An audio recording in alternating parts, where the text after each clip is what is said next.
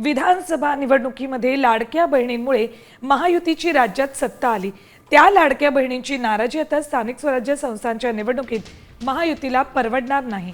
त्यामुळे लाडक्या बहिणींची ई-केवायसीची प्रक्रिया तुर्तास थांबवली आहे। ऑक्टोबरचा लाभही पुढच्या आठवड्यात दिला जाणार आहे।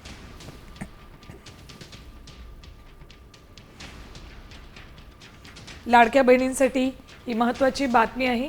स्थानिक स्वराज्य संस्थांच्या निवडणुकांच्या पार्श्वभूमीवर लाडक्या बहिणींची नाराजी नको म्हणून ऑक्टोबरचा हप्ता पुढच्या आठवड्यात दिला जाईल आणि ई-केवायसी प्रक्रिया सुद्धा तुर्तास थांबवली। ई-केवायसी प्रक्रिया तुर्तास थांबवली आहे। स्थानिक स्वराज्य संस्था निवडणुकीत महिलांची नाराजी टाळण्यासाठी हा निर्णय घेतलाय। ऑक्टोबरचा लाभ पुढच्या आठवड्यात मिळणार असल्याची माहिती आहे।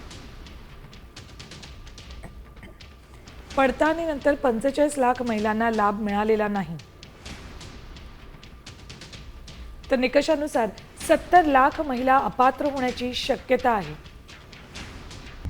आता isakal.com आहे देशातील नंबर 1 ची मराठी न्यूज वेबसाईट। प्रत्येक अपडेटसाठी isakal.com ला नक्की भेट द्या।